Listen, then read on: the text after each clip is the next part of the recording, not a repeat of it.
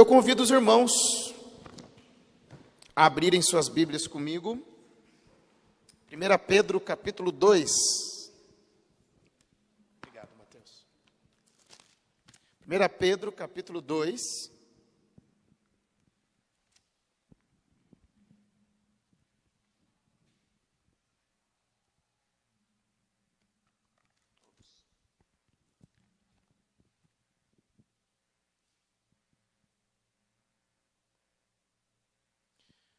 Agora sim.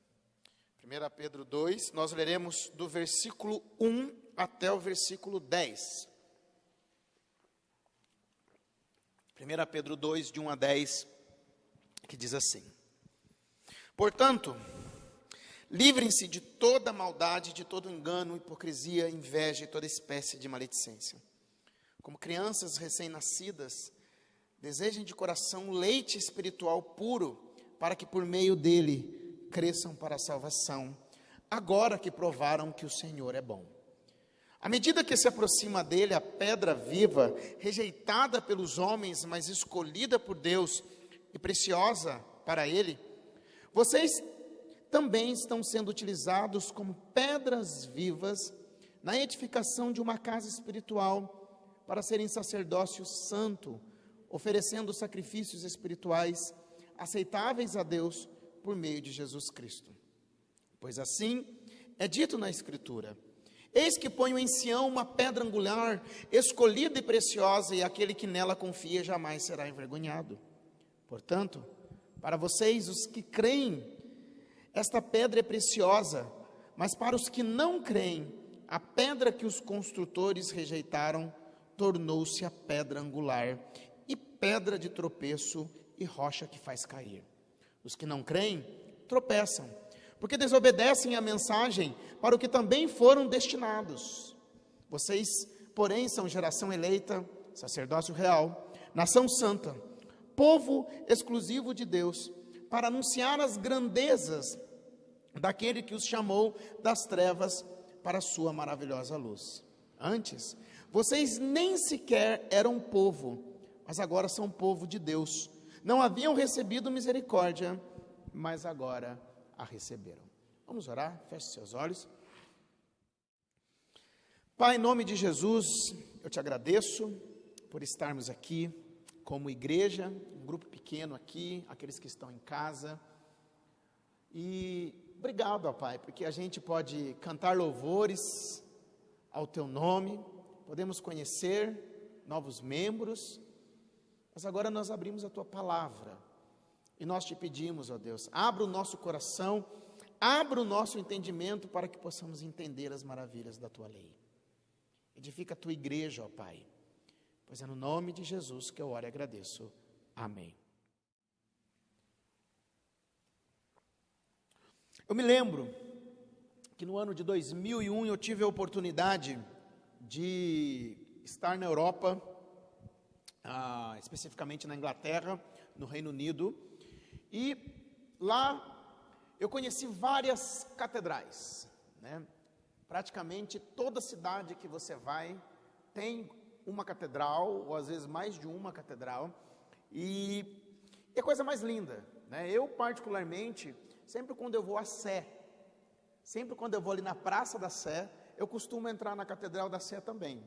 Eu entro, eu fico olhando os vitrais. Outro dia, não tem muito tempo, eu entrei com o João Davi, e eu expliquei para ele alguns vitrais, né, alguns símbolos que tem, e é lindo, porque as catedrais, muitas vezes, elas são chamadas de livro de pedra, porque tem história. Cada parte que você vai, cada canto, cada vitral, tem uma história que você aprende e que você também pode ensinar outras pessoas. Porém, muitas dessas catedrais, elas são catedrais feitas de pedras, e pedras que podem ser destruídas ou pedras sem vida. Ou seja, muitas delas podem ser destruídas e podem se acabar. Mas infelizmente, o pensamento de muitos a respeito de igreja é que a igreja, ela é um templo. Muitas pessoas ainda pensam assim. Muitas pessoas ainda pensam que igreja é uma catedral, um salão como esse, ou algo parecido. Geralmente a gente costuma dizer assim: eu vou à igreja. Mas o que passa na nossa mente é que nós vamos a um determinado local, né? Às vezes com aparência gótica, às vezes não, às vezes um salão como esse, teto preto, né? Uma caixa, que lugar é esse? Mas a nossa mentalidade muitas vezes é que nós estamos indo a um local, um salão, e ali vão outras pessoas também, e ali nós cantamos, nós ouvimos uma palavra do pastor, então as pessoas voltam para suas casas e a vida continua normalmente. É mais ou menos assim: pronto, eu já fui à igreja, agora eu continuo a minha vida. Muitas pessoas ainda pensam dessa maneira. Mas igreja não é templo. Igreja não é um salão. Igreja não são catedrais. Igreja somos nós que estamos sendo utilizados como pedras vivas. E estamos formando um edifício espiritual que oferece uma verdadeira adoração a Deus. É sobre isso que eu gostaria de falar hoje. Pedras vivas. Pedras vivas. Chegamos na nossa 8ª mensagem dessa carta maravilhosa de Pedro. E o apóstolo até aqui, resumindo, ele vem nos ensinando o quê? Que nós somos estrangeiros aqui neste mundo. Nós somos estrangeiros com malas prontas. E estamos aqui peregrinando rumo à terra prometida, e é lá que está o nosso tesouro, que está sendo guardado pelo nosso Deus. E se nós não somos daqui, se nós estamos peregrinando aqui neste mundo, as nossas ações, o apóstolo Pedro, ele nos ensina que as nossas ações, elas precisam ser santas. Nós precisamos ser santos em tudo o que nós fazemos. E qual é o padrão de santidade? Ele é alto, porque o padrão é Deus. Lá, o próprio versículo 14 vai dizer: sede santos, porque eu sou santo. Mas além de, nessa caminhada, eu sou peregrino. Se nós aprofundarmos um pouco mais, eu fui eleito para isso, eu sou um peregrino que precisa ser santo. Deus me colocou numa família. Deus me colocou numa família que se chama igreja, aonde existe um amor fraterno. A ideia é de amor familiar, né? Uma nova família, e dentro desta família eu posso praticar o que nós chamamos de um amor intenso, né? Ou um amor ardente, não porque eu consiga, mas porque eu fui transformado, porque eu nasci de novo, porque Deus me deu uma nova vida. Então, através de algo que aconteceu dentro de mim, então eu consigo agora amar os irmãos. Amar os irmãos. Nossa, numa caminhada, preciso ser santo, e Deus me põe num lugar chamado igreja. E o texto agora, o apóstolo Pedro, ele vai falar um pouco mais sobre igreja. Ele vai falar sobre esse edifício espiritual que está sendo construído, passando pelo processo do quê? De lapidação, o fundamento da igreja, ou seja, o alicerce, e também a sua utilidade. A sua utilidade. Eu gostaria de falar sobre esses 3 pontos, e o primeiro é que eu chamo de pedras lapidadas. Pedras lapidadas. Olha só o versículo 1 a 3, de novo, o que diz. Portanto, livre-se de toda maldade, de todo engano, hipocrisia, inveja e toda espécie de maledicência. Como crianças recém-nascidas, desejem de coração o leite espiritual puro, para que por meio dele cresçam para a salvação, agora que provaram que o Senhor é bom. Quando nós vemos um tijolo, eu lembro que quando eu era menino, lá em São José dos Campos, né, criança, perto da minha casa tinha uma fábrica de tijolo. E quando nós vemos um tijolo, normalmente nós já vemos ele pronto, né? Mas para se fazer um tijolo foi necessário o quê? Barro, a moldura, o forno, ele é aquecido, então ele fica pronto, e somente depois que ele fica pronto, ele chega nas nossas mãos para a construção. E no caso de pedras usadas em construções, elas primeiro precisam ser lapidadas, elas precisam ser moldadas, para depois elas serem usadas em uma construção. E a nova vida cristã, a nossa vida cristã, ela não pode se desenvolver se ela não for lapidada. E como que ela pode ser lapidada? De duas maneiras. Primeiro, livrando-nos da vida antiga. O versículo 1 vai dizer a respeito disso, quando ele diz: portanto, se livre de toda maldade, de todo engano, hipocrisia, inveja e toda espécie de maledicência. Ou seja, no capítulo anterior, no capítulo 1, Pedro, ele exorta os cristãos a viverem em santidade, porque nós fomos limpos através do sangue de Cristo. Se você ler o capítulo 1, você vai ver isso. Agora, a exortação é de se livrar da antiga vida. Algumas versões mais antigas, a versão atualizada, ela não está livrar, mas ela está despojar. E despojar é a ideia de trocar de roupa. Sabe quando você está com uma roupa suja?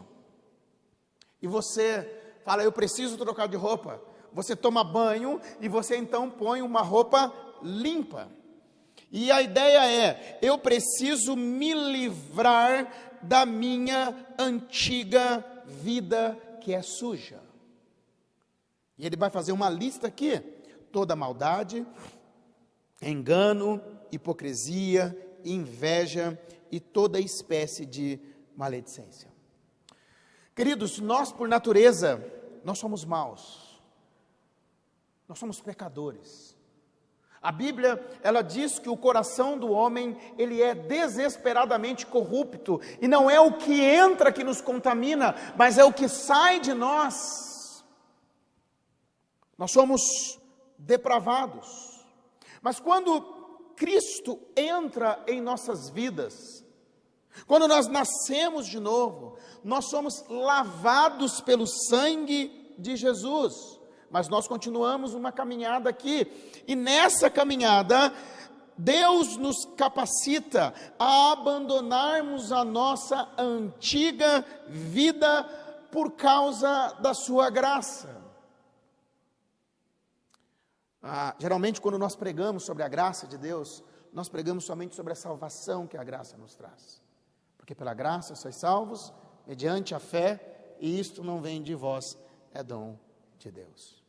Um dos meus versículos preferidos é Tito 2, de 11 a 12, que vai dizer o seguinte: porque a graça de Deus se manifestou salvadora a todos os homens, ela nos ensina a renunciar à impiedade. O que é impiedade? Impiedade, ela traz uma ideia de você viver uma vida sem Deus como centro de referência. Uma pessoa impiedosa, muitas vezes, ela crê que Deus existe, ela não precisa viver uma vida bagunçada, ela crê que Deus existe, mas ela vive como se Deus não existisse. A sua vida, ela pode até crer, mas ela não demonstra que acredita em Deus. Então, olha só, a graça nos ensina a renunciar à impiedade e às paixões mundanas e a viver de maneira sensata, justa e piedosa nessa era presente. Então, a graça me ensina a renunciar à impiedade e a viver uma vida piedosa. E o que significa uma vida piedosa? É uma vida que tem reverência a Deus. Uma vida agora que reverencia a Deus. Então, a graça de Deus, ela me ensina a me despir da minha antiga vida e a me vestir agora de uma nova vida. A antiga vida, ela fica para trás. É por isso que quando uma pessoa se converte, Quando Cristo entra na vida dela, você já percebeu que alguém fala assim, você viu que fulano virou crente? Você fala, por quê? Parou com um monte de coisa. Né? A gente sempre tem uns testemunhos desse, né? Ora, fulano virou crente, parou de beber, parou de fumar, parou de usar droga, parou, geralmente são as coisas mais pesadas, né? Que aos nossos olhos são mais pesadas, né? Que se comenta a respeito dessa graça. Às vezes a pessoa lutou, ela não consegue. De repente Cristo entra na vida dela e ela é transformada. Ela tem uma transformação, isso por causa da graça. Mas essa lapidação, ela também acontece pela palavra de Deus. Começa na conversão, mas também pela palavra de Deus. O versículo 2 diz assim: como crianças recém-nascidas, desejem de coração um leite espiritual puro, para que por meio dele cresçam para a salvação. Mas ao invés agora de vocês viverem a antiga vida, desejem ardentemente, ou seja, desejem de todo o coração o leite espiritual puro. Para quê? Porque agora vocês precisam crescer na salvação. Salvação a gente recebe, mas nós precisamos crescer, igual um bebê, né? Quem tem bebezinho sabe disso. Nasce tão pequenininho, tão assim aparentemente inofensivo, né? Aparentemente, porque você não dorme, né? E isso acaba com a gente quando a gente não dorme, né? Mas o bebezinho, ele precisa mamar.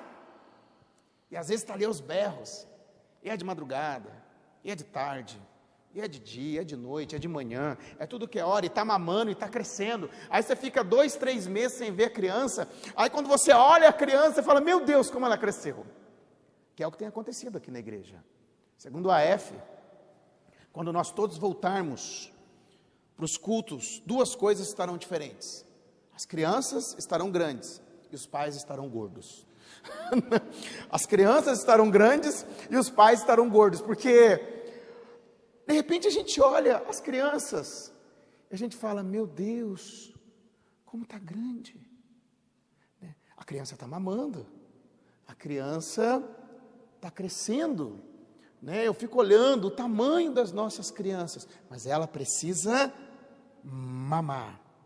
E para o nosso desenvolvimento cristão, para o nosso desenvolvimento da salvação, nós precisamos desejar a palavra de Deus.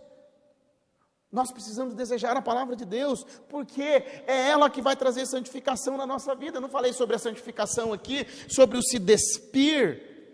João capítulo 17, versículo 17, quando Jesus está orando por nós, ele diz, santifica-os na verdade, a tua palavra é a verdade. A santificação do cristão, ela vem através da palavra. Salmo 119, versículo 11, guardei no coração a tua palavra para não pecar contra ti. Então quando nós vamos estudando, nós vamos aprendendo, nós vamos guardando a palavra e nós não pecamos, porque nós começamos a aprender da palavra. Ela ilumina o nosso caminho. Salmo 119, 105. A tua palavra é lâmpada que ilumina os meus passos e luz que clareia o meu caminho. E olha que lindo isso. Ela é perfeita, ela é completa para revigorar, para restaurar a alma do homem, que diz assim, a lei do Senhor é perfeita e revigora a alma que é a vida como um todo. E assim como uma criança deseja o leite da mãe, nós devemos desejar a palavra de Deus para sermos lapidados pelo Senhor. A palavra de Deus, ela é viva, ela é eficaz, está lá em Hebreus 4,12, é mais afiada que qualquer espada de 2 gumes, ela penetra a ponto de dividir a alma e espírito, juntas e medulas, e julga os pensamentos e intenções do coração. Já aconteceu com você? Você lê a palavra de Deus, parece que você está olhando para o espelho, você fala, opa, esse sou eu. Eu já vi gente falar assim, pastor, terminou a mensagem, a pessoa na porta perguntar para mim, pastor, quem contou da minha vida para você? Eu fala, Maria, eu nem te conheço, né? Não é que contou da vida, é que a palavra de Deus, ela penetra no mais profundo do nosso coração, ela é a palavra do próprio Deus, e nós precisamos desejar ela ardentemente. E o apóstolo Pedro, ele termina o assunto sobre a lapidação, pela palavra dizendo o seguinte, no versículo 3, agora que provaram que o Senhor é bom. Olha só que interessante, ele está citando a palavra aqui, o apóstolo Pedro. Ele está citando o Salmo 34, no Salmo 34, Davi, ele se alegra porque ele experimentou a libertação do Senhor, dos seus inimigos, e então ele convida as pessoas, ele convida, no versículo 8, ele diz assim, provem e vejam como o Senhor é bom. E Pedro está dizendo, agora que vocês provaram que o Senhor é bom, o que significa? Aqueles cristãos a quem ele escreveu, eles inicialmente experimentaram a palavra, quando se converteram e descobriram que o Senhor era bom, porque eles não viram. Se você ler o contexto, o apóstolo Pedro fala assim, que eles amam a Cristo, embora não tenham visto. Então, foi anunciada a palavra para eles, e quando foi anunciada a palavra para eles, eles viram quanto o Senhor era bom, eles experimentaram a bondade de Deus, a ponto que eles tinham de uma alegria indizível, no capítulo anterior vai falar, ou seja, uma alegria que não existe palavras humanas para expressar essa alegria. Eles experimentaram, Pedro está dizendo assim, no entanto, continuem desejando conhecer a Deus através da sua palavra, para que vocês cresçam para a salvação. E eu pergunto, será que nós desejamos de coração a palavra de Deus para o nosso crescimento? São tantos assuntos na nossa cabeça, tantas coisas, né? A vida no centro de São Paulo é muito diferente de uma vida de quem está no interior. São tantas coisas e muitas vezes nós ignoramos a palavra de Deus para o nosso crescimento. Será que nós desejamos ela de maneira pura? Porque a palavra tem que ser pura, a palavra não pode ser misturada. Ela precisa ser pura. É incrível como não existe crescimento sem a palavra de Deus, irmãos. Não existe crescimento espiritual se não há um estudo genuíno da palavra de Deus. Não há. E quando nós estudamos a respeito de igreja, a Bíblia diz que Deus deu dons diferentes. E entre os dons diferentes, Deus levantou alguns para serem pastores e mestres. Tem coisas que eu não vou aprender sozinho. Sabe quando você lê a Bíblia, às vezes a gente conversa com algumas pessoas não, eu mesmo. Falo, vou ler Levíticos. Leia Levíticos, você vê. Você vai entender alguma coisa. Aí você chega lá, você começa, não, eu vou ler os profetas. Tenta ler os profetas para você ver. Eu vou ler Apocalipse, né? Vai ler para você ver, né? São assuntos difíceis que Deus levanta mestres para que ensinem a igreja. Mas se nós não participamos, se nós não nos envolvemos, nós não vamos aprender. E se não tem a palavra de Deus, não existe crescimento. Tira o leite da criança. Tira o leite de uma criança para ver se ela vai desenvolver e se ela vai crescer. Quando o Senhor Jesus orava por nós, lá em João capítulo 17, o Senhor Jesus estava orando pela igreja. Ele diz assim, Pai, eles não são do mundo como eu também não sou. Não peço que os tire do mundo, mas que os livre do mal. Olha só, nós não estamos estudando aqui sobre peregrinos que nós somos aqui neste mundo. E como peregrinos que nós somos aqui, nós não somos desse mundo, nós somos estrangeiros caminhando rumo à terra prometida, né? Novos céus e nova terra. O Senhor Jesus estava orando a mesma coisa, Pai, eles não são do mundo, mas não peço que os tire do mundo, mas que os livre do mal. E lá no versículo 17, quando ele diz, santifica-os na verdade, a tua palavra é a verdade, o que o Senhor Jesus está dizendo? Ele está dizendo o seguinte: a capacitação do cristão no mundo é através da santificação que vem pela palavra de Deus, que é a verdade. Então, nessa caminhada nossa aqui no mundo, nós precisamos da palavra. Nós precisamos da palavra. E eu pergunto, qual tem sido a sua busca e o seu desejo pela palavra de Deus? Eu confesso que nem sempre é fácil. Mas se nós estamos fracos nisso, nós precisamos dobrar os nossos joelhos. Nós precisamos dizer para Deus: Senhor, me ajude, porque eu quero aprender mais. Me ajude, porque eu preciso conhecer a tua palavra. Mesmo que a gente não tenha vontade, porque não adianta a gente chegar diante de Deus e falar: ó Senhor, Deus de Abraão, de Isaac, de Jacó, quero conhecer. Mas Ele sabe se o nosso coração está lá ou não está. Então diga: Senhor, me ajude. Aí Ele vai colocar meios. Você fala assim: domingo eu vou dormir mais tarde. Aí está o horário da escola dominical, você não consegue dormir mais. Aí você fala: por que eu não dormi mais, né? Aí você sabe que tem discipulados que você poderia se envolver e você está fugindo. Fala: não, eu não quero me envolver com os discipulados da igreja, não. Mas aí de repente você tinha compromissos no dia e aquele compromisso quebra. Aí você fala: nossa, não vai ter mais. Aí você pergunta: será que Deus não está abrindo porta para a gente se envolver? Aí você pode, depois de tudo isso, falar: então eu não vou orar isso para Deus não, porque vai que Ele me acorda, vai que Ele coloca eu em algumas coisas que eu não quero me envolver, né? Mas isso me faz perguntar, gente, qual tem sido a minha busca e o meu desejo pela palavra de Deus? Segundo, o fundamento. Irmãos, toda construção, ela precisa ter um bom alicerce. Toda construção precisa de um bom alicerce. E se não há um bom alicerce, a construção facilmente ela cai.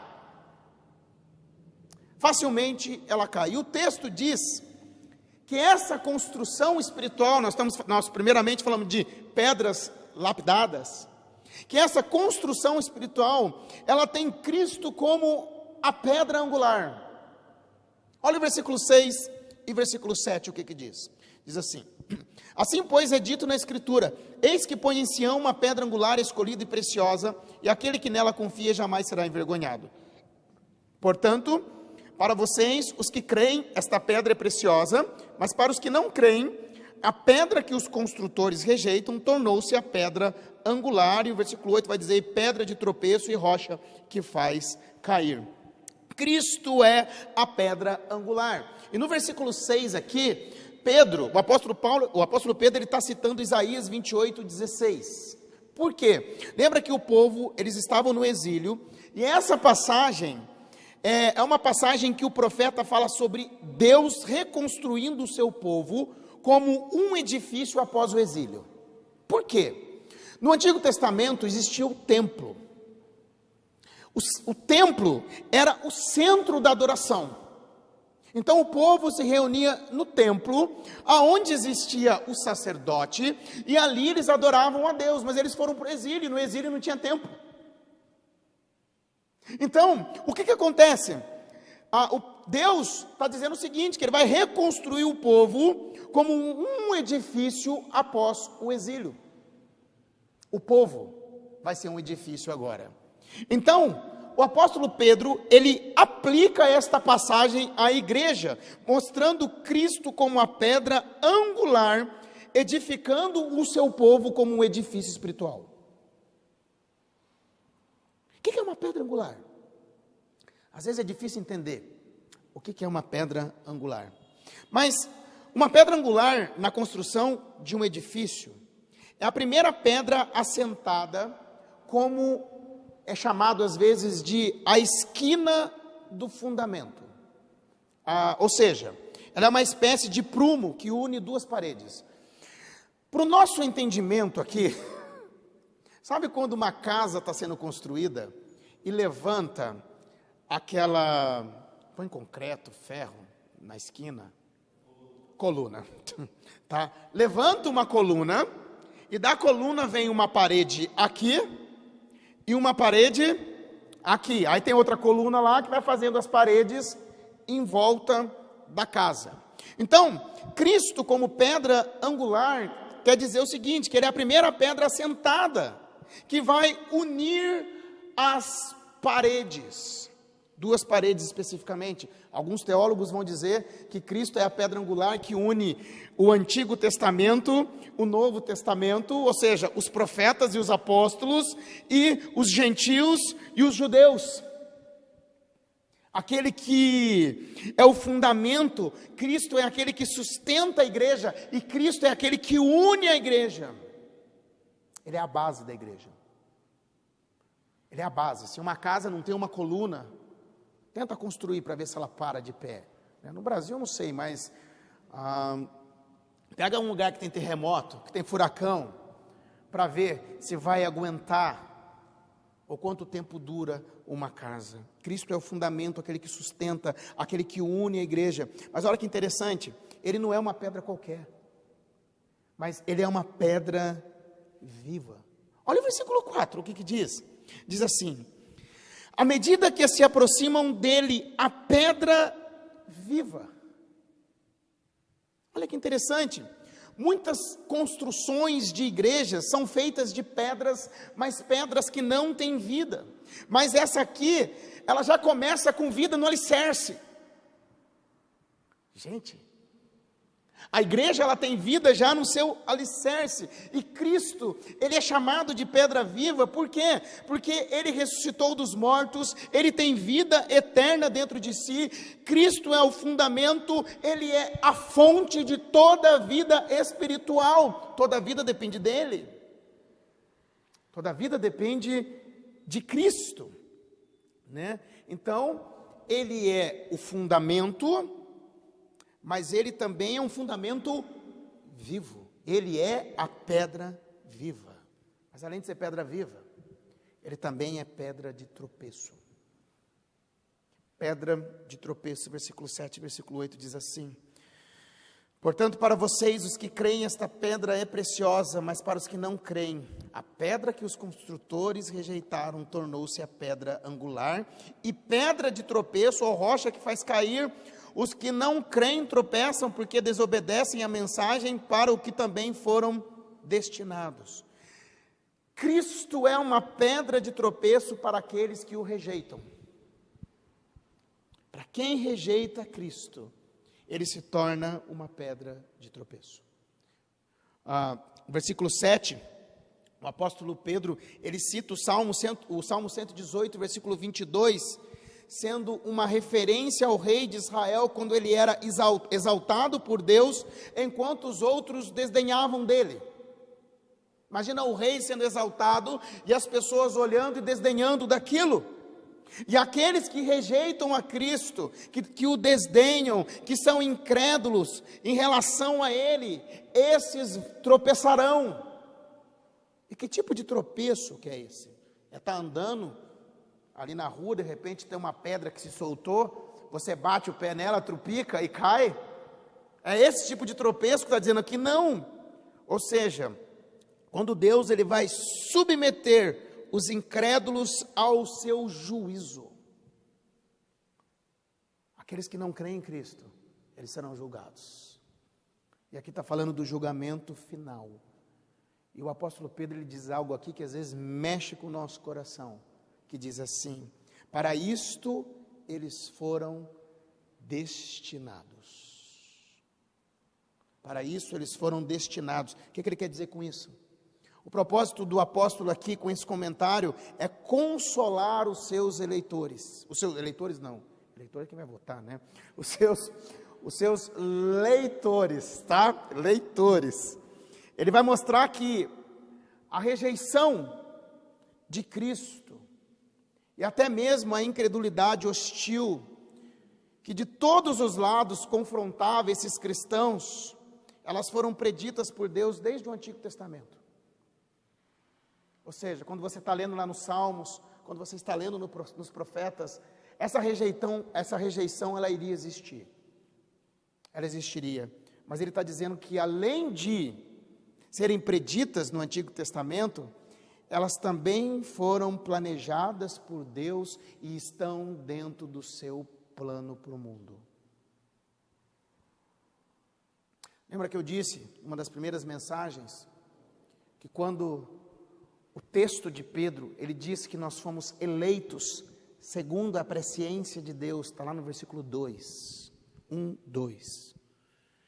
E eleitos segundo a presciência de Deus significa que nós fomos eleitos conforme os bons propósitos de Deus.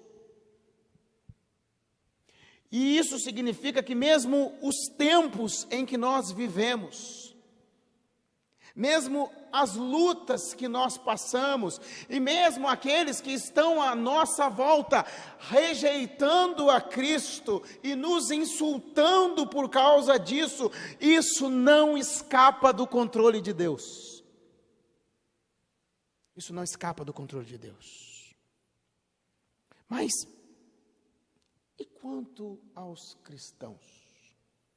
O texto chama eles de pedras vivas. Gente, isso é fantástico. Versículo 5, a primeira parte diz assim: vocês estão sendo utilizados como pedras vivas na edificação de uma casa espiritual. Ou seja, não só Cristo é uma pedra viva, eleita e preciosa aos olhos de Deus, mas todos aqueles que pertencem a Cristo, que participam da vida de Cristo, também são pedras vivas. No versículo 4, Cristo é a pedra viva. E aqui no versículo 5, nós somos pedras vivas. Cristo é a pedra angular. Lembra que eu falei? A de esquina, o fundamento. E nós somos as pedras que vão sendo colocadas na construção desse edifício. Imagina uma construção, cada pedrinha é cada um de nós. Cada pedrinha é cada um da história. Cada pedrinha são as igrejas que estão espalhadas neste mundo. Pedras vivas. Pedras vivas traz uma ideia de que o cristianismo é uma comunidade onde as pessoas formam um edifício. Lembra que eu falei no começo? Tem muita gente que tem a ideia de que igreja é templo, salão ou algo parecido. Mas quando você olha para as escrituras, você vê que igreja não é templo, não é salão. Mas esse prédio espiritual que está sendo construído tem Cristo como seu fundamento e nós como pedras vivas que vão construindo. Se nós sairmos ali na rua e adorarmos a Deus ali na rua, ali está a igreja. Se nós formos adorar a Deus numa praça, nós vamos passar aqui, cada um pega o seu banco, nós vamos numa praça, nós vamos num parque, ali está a igreja.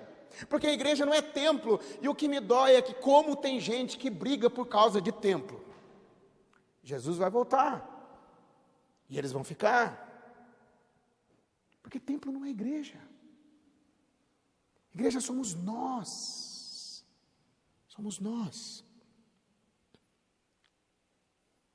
Eu lembro que quando eu era pastor, numa igreja do interior,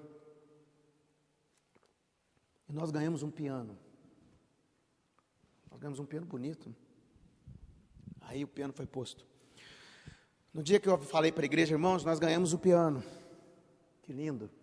No dia que alguém brigar por causa desse piano, coloque ele na fogueira, por favor, porque isso não é essencial na igreja. Todo mundo deu risada. Né? Irmãos, nunca briguem por causa disso. Põe na cabeça de vocês, nunca briguem por causa de coisa que é perca de tempo, que é perda de tempo. Mas porque igrejas são pessoas e que formam um edifício, uma comunidade. Por isso, o indivíduo cristão só encontra o seu verdadeiro lugar quando ele é encorpado ao edifício espiritual que é a igreja. Guardem isso, não existe cristão independente. Igrejas são pedras vivas, igreja é a comunhão dos santos. Não existe cristão independente, não, eu sou cristão quietinho dentro da minha casa. Já vi muito essa resposta. Aí A Bíblia também fala que a igreja é o corpo de Cristo. Eu sempre costumo dizer, tá, corta esse dedinho seu, guarda ele dentro da sua gaveta. Lá na gaveta, abre a gaveta de roupa, coloca o seu dedinho ali. Ele não vai fazer mal para ninguém. Abre a gaveta depois de uma semana. Como é que vai estar a gaveta? Fedida. Eu sempre brinco que crente fora da comunhão fede. Fede. E o cristão independente, eu estava lendo um dos comentaristas, ele diz o seguinte: o cristão independente, na verdade, ele se julga superior para pertencer a uma igreja visível estabelecida na terra. Eu não preciso estar lá, ele se sente superior. Para estar junto com outros irmãos. E como eu disse, irmãos, que tamanho de igreja é essa? A cada conversão, uma pedra viva a mais vai sendo encaixada. Pensou? Alguém se converteu, mais um bloquinho. Alguém se entregou a Cristo, mais outro bloquinho. E essa igreja vai crescendo, e essa igreja vai sendo edificada. E este edifício, ele é a morada de Deus. É esse edifício de pessoas que é a morada de Deus. Efésios 2, 20 a 22. Eu vou ler do jeito que está na Nova Versão Transformadora, para vocês verem. Olha o que diz. Juntos somos sua casa, edificados sobre os alicerces dos apóstolos e dos profetas. E a pedra angular é o próprio Cristo Jesus. Nele somos firmemente unidos, constituindo um templo santo para o Senhor. Por meio dele, vocês também estão sendo edificados como parte dessa habitação, onde Deus vive por seu Espírito. Ou seja, essa construção espiritual em que os crentes estão em comunhão é a morada de Deus. A morada de Deus. E é nessa construção que mora a verdadeira adoração. Porque o versículo 4, a parte B, diz assim: para serem sacerdócio santo, oferecendo sacrifícios espirituais aceitáveis a Deus por meio de Jesus Cristo. No Antigo Testamento, nem todos eram sacerdotes. Quando você vai ler lá, os sacerdotes, eles eram uma classe especial. Somente eles podiam estar perto de Deus, oferecendo sacrifício e incenso no altar. Apenas o sumo sacerdote, uma vez por ano, podia entrar no Santo dos Santos para fazer expiação para o povo. E a principal função do sacerdote era oferecer sacrifício a Deus. Mas quando Jesus veio, os sacrifícios de animais não foram mais necessários. Cristo é o Cordeiro de Deus que tira o pecado do mundo. E todos aqueles que se achegam a Cristo agora, eles são sacerdotes, continuamente capazes de se achegarem à presença do próprio Deus e oferecerem sacrifícios espirituais por meio de Cristo. Então todo mundo que se achega a Deus por meio de Jesus, agora é um sacerdote. Então não existe uma classe especial, como se o pastor fosse o sacerdote e os cristãos não, mas todos nós somos sacerdotes. Todos. E eu fiquei pensando sobre alguns sacrifícios espirituais feitos para honrar a Deus. O que são esses sacrifícios espirituais? Rapidamente, por exemplo, oferecer o nosso corpo e energia para o serviço do reino. Romanos 12, versículo 1 diz assim: portanto, irmãos, rogo-lhes pelas misericórdias de Deus, que se ofereçam em sacrifício vivo, santo e agradável a Deus. Este é o culto racional de vocês. Ou a entrega de ofertas. O apóstolo Paulo, falando das ofertas que ele recebeu, diz assim: recebi tudo e o que tenho é mais que suficiente, estou amplamente suprido, agora que recebi de Epafrodito os donativos que vocês enviaram. Elas são uma oferta de aroma suave, um sacrifício aceitável e agradável a Deus. Olha só, cântico de louvor, Hebreus 13, 15. Por meio de Jesus, portanto, ofereçamos continuamente a Deus um sacrifício de louvor, que é fruto de lábios que confessam o seu nome. Ou a prática do bem e de compartilhar as nossas posses, Hebreus 13, 16. Não se esqueçam de fazer o bem e de repartir com os outros o que vocês têm, pois de tais sacrifícios Deus se agrada. Ou levar pessoas a Cristo. Diz Paulo, falando do ministério dele, de ser um ministro de Cristo Jesus para os gentios, com o dever sacerdotal de proclamar o Evangelho de Deus, para que os gentios se tornem uma oferta aceitável a Deus, santificados pelo Espírito Santo. Então, nessa casa espiritual agora, como pedras vivas que nós somos, nós podemos oferecer sacrifícios vivos, sacrifícios espirituais, aceitáveis a Deus, por causa de Cristo Jesus. Essa adoração só é possível para quem está em Cristo. A pedra angular e viva só é possível para quem é pedra viva. Mas quem não crê em Cristo, ele se torna uma pedra de tropeço. Queridos, todo ser humano, para todo ser humano, Cristo é ou um meio de salvação, se ele crê, ou um meio de juízo, se ele rejeitar o Evangelho. Você pode dizer que você é uma pedra viva nesse edifício espiritual que está sendo construído por Deus? Será que você que está em casa pode dizer que você faz parte desta construção, deste edifício? Eu gosto sempre de salientar que se fazemos parte desse edifício, nós fazemos parte da comunhão de estarmos juntos.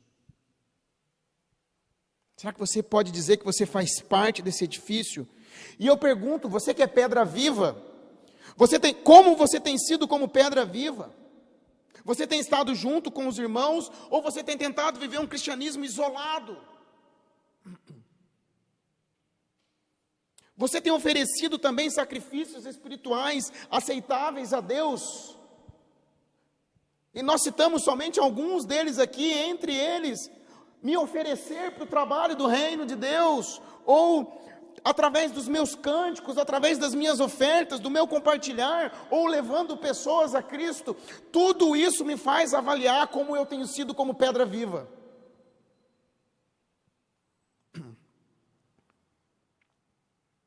Terceira e última lição, a utilidade.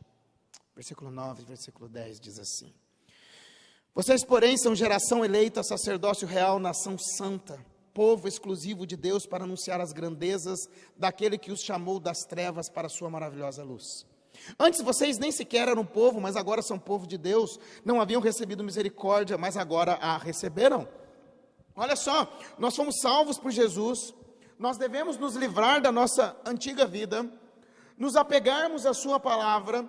Fomos feitos pedras vivas em um edifício espiritual no qual Cristo é o alicerce. Somos uma casa onde verdadeiramente adoramos a Deus, mas também devemos fazer a diferença. Pedro aqui faz uma referência a Israel, que era o reino de sacerdotes no Antigo Testamento. Ele está citando aqui Êxodo 19, versículo 6, está fazendo uma referência. Êxodo 19 diz assim: agora, se me obedecerem fielmente e guardarem a minha aliança, vocês serão o meu tesouro pessoal dentre todas as nações. Olha só, Deus está falando isso para Israel. Embora toda a terra seja minha, vocês serão para mim um reino de sacerdotes e uma nação santa. Então, até este momento, somente Israel, até esse momento não, até Cristo, Israel era essa nação de sacerdotes e uma nação santa.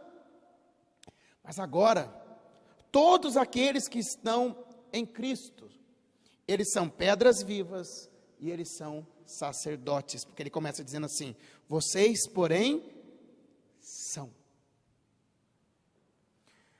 É por isso que nós temos que tirar da nossa cabeça a ideia de que a igreja é onde eu vou no domingo, eu escuto um pregador, eu canto, mas quem faz o trabalho do reino é ele e os líderes da igreja. Eu nunca me esqueço de uma senhora bem simples, e eu fui pastor dela, e eu acabava de dizer para a igreja: irmãos, nós precisamos evangelizar, e o trabalho é nosso. Todos nós precisamos falar do amor de Cristo, porque todos nós somos sacerdotes. Amém? A igreja, amém. Vamos orar. Amém, amém. Eu vou pedir para a irmã orar. Senhor, obrigado por estarmos aqui. Ela orava. eu peço que o Senhor abençoe o pastor Davi para que ele ganhe muitas almas para Jesus. Eu falei, não é possível. Aí, outra vez, a gente estava conversando, mesma coisa com a igreja, vou pedir para a irmã orar. Senhor, que o pastor Davi seja esse instrumento. Mas eu falava, ora para que todo mundo seja evangelista. Mas que o pastor Davi seja esse instrumento de evangelismo nas tuas mãos. Mas eu pedia para o povo, não para mim. Porque para muita gente o entendimento é aquele entendimento católico de que somente o sacerdote é aquele que está lá perto de Deus. Mas no entendimento cristão nós chamamos isso de o sacerdócio universal. O que significa?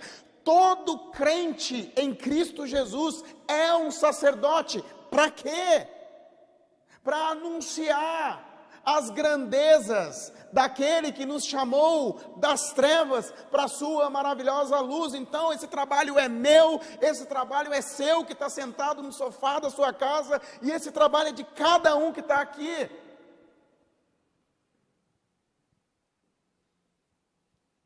Nós somos escolhidos agora. Nós somos sacerdotes reais, ou seja, nós fazemos parte de um reino espiritual, nós somos nação santa, nós somos povo de propriedade exclusiva de Deus, ou seja, toda propriedade ela tem um dono, e essa construção, esse edifício, ele é de Deus. Eu pergunto para você, quantas almas você já ganhou para Cristo? Quantas pessoas você já levou até Jesus? Às vezes a gente pergunta para as pessoas, você já evangelizou alguém? A pessoa fala assim, sim, eu já convidei para ir na igreja. Não, você não entendeu a pergunta. Você já evangelizou uma pessoa? Sim, pastor, eu já convidei para ir num grupo pequeno. Não. Você já disse para a pessoa que ela é pecadora, que ela nasceu pecadora? Se ela pegar Jesus como seu Senhor e seu Salvador, ela vai para o inferno. E que ela precisa se entregar a Jesus, se ela falar, eu quero, então vamos orar aqui então, vamos reunir, vamos orar aqui, nós aqui. Você já fez isso? Ah não, pastor, eu tenho vergonha, mas isso é de todos nós. Todos nós somos sacerdotes, para proclamarmos as grandezas daquele que nos chamou das trevas para a sua maravilhosa luz. Eu entendo. Tem gente que tem facilidade, a pessoa senta do lado de outra pessoa, seja onde for, na fila, onde está, ela começa a falar de Jesus para todo mundo. Eu queria ser assim. Mas tem gente que talvez não tenha essa facilidade. Tem gente que ela não consegue falar com tanta facilidade, mas ela não perde as oportunidades. Ora para Deus. 2 Coríntios 5:20 diz assim, portanto somos embaixadores de Cristo, como se Deus estivesse fazendo o seu apelo por nosso intermédio. Por amor a Cristo lhe suplicamos, reconcilie-se com Deus.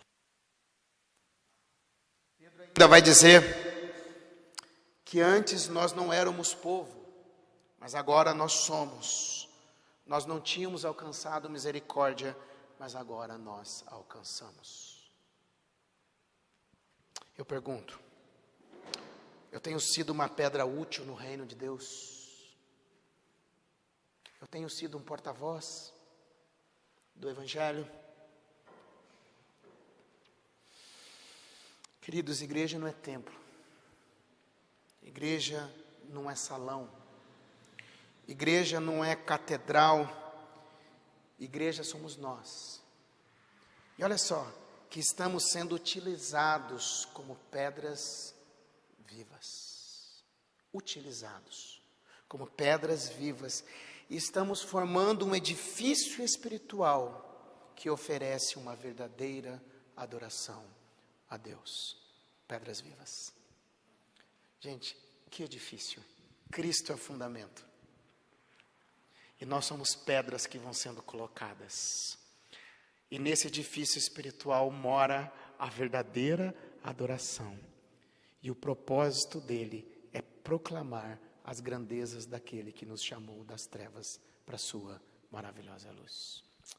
Baixe sua cabeça, vamos orar. Obrigado, Senhor Deus, pela tua palavra. Pedimos que o Senhor, que ela entre no nosso coração, ó Deus, para que sejamos pedras vivas. Nos ajude, ó Deus, como pedras vivas, a sermos úteis, a proclamarmos o teu evangelho, a caminharmos com os irmãos, a estarmos juntos nesse edifício espiritual. Por isso, eu te agradeço pela tua palavra, que nos ensina